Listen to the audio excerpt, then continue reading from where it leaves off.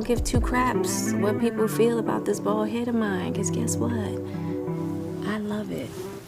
By now, you've probably seen the footage of Will Smith losing his cool at the 2022 Oscars in defense of his wife, Jada Pinkett. You've probably watched countless videos about the incident, so we won't bore you by rehashing all the details of what went down that night. Looking back at the footage, a lot of people assume the entire incident was staged, especially since Chris took the slap like a G and didn't even bother to retaliate. However, there's a deeper reason why he tolerated that disrespectful treatment, and it all stems back to his traumatic childhood. Before we get started, don't forget to grab something to eat at rrgsnacks.com, our online concession stand that has an assortment of barbecue beef jerky, creamy ranch and bacon popcorn, and green apple licorice. Christopher Julius Rock III was born on February 7, 1965 in Andrews, South Carolina, and as a toddler, his family relocated to Brooklyn's Bed-Stuy neighborhood.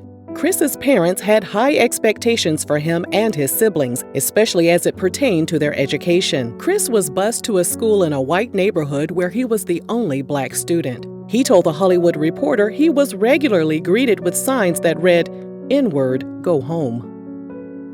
In an interview with Oprah Winfrey, Chris said that at the age of 6, he realized how easy it was to make people laugh, but his gift didn't help him at school. He was relentlessly targeted by his schoolmates from the 2nd grade up until he dropped out of school in the 10th grade. From being called the N-word every day to being physically attacked because he was small and skinny, he was living in a nightmare. During an appearance on the Howard Stern Sirius XM show, Chris said that something sexual happened to him at school as well. His entire childhood was what he described as just a horrible existence.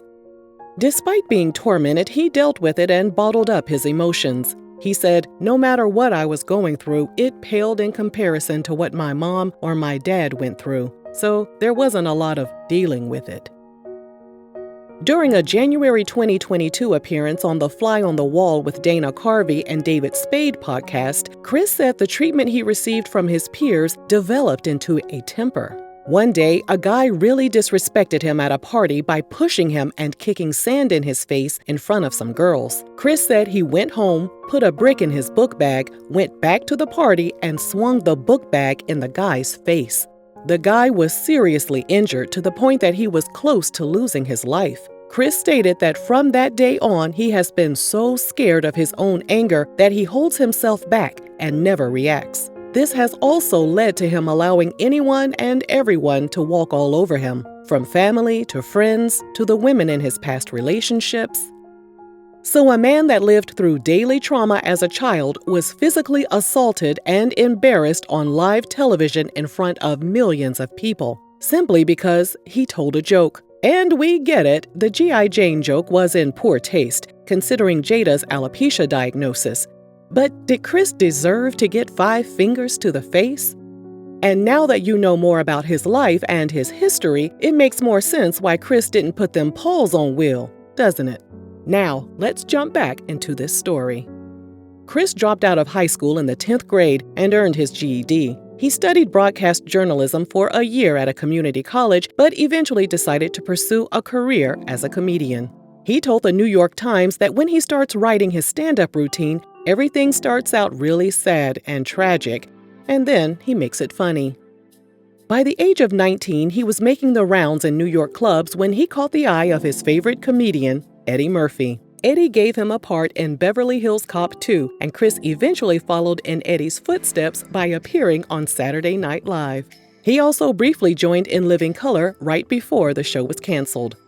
Chris returned to the comedy club circuit and became fixated on perfecting his craft. He told The Hollywood Reporter he lined the basement of his Brooklyn home with mirrors so he could watch himself and perfect his physical delivery. Looking back on that period of his life, Chris described himself as having a, quote, great combination of big ego and low self-esteem. He added, "And the ego gets you out on stage, but the low self-esteem is the thing that makes you practice so much because you don't believe in yourself at all."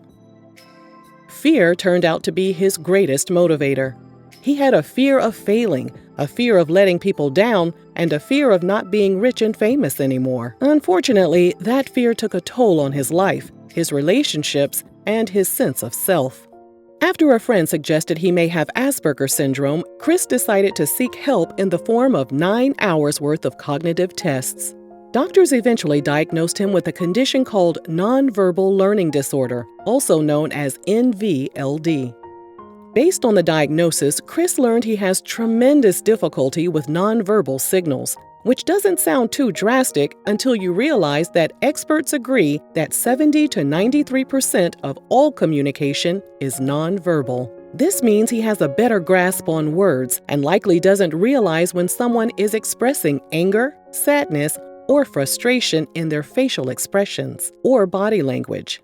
This might also explain why Chris was smiling and relaxed when Will bum-rushed the Oscars stage. Because of the syndrome, Chris has had a difficult time with one-on-one relationships. He stated, "Anytime someone would respond to me in a negative way, I'd think, whatever, they're responding to something that has to do with who they think I am. Now I'm realizing it was me. A lot of it was me." He admitted to Oprah that he has very few friends, and he also takes blame for the end of his nearly 20-year marriage to Malak Compton. The couple, who share 2 children together, finalized their divorce in 2016. Chris told Rolling Stone magazine he was a piece of husband and cheated on her with 3 women during their marriage. His NVLD diagnosis has since prompted him to seek professional help from 2 therapists. As of 2020, he's revealed that he undergoes 7 hours worth of therapy per week. Because he was able to laugh about his younger years for so long, he thought he was over it, but he wasn't. Chris said, "The reality was the pain and the fear that brought me. I was experiencing it every day." Chris continues to rise above his childhood and is now considered one of Hollywood's most versatile entertainers. He has gone on to direct and star in countless movies and Broadway plays. He's most famously known as the man behind Everybody Hates Chris, a television show that is loosely based on his life. Despite everything he has gone through, he's grateful that comedy has given him and his fans a form of escape. He told Oprah, "This is absolutely what I was put on earth to do, to make people laugh about things that weren't so funny to begin with. That's why I'm here."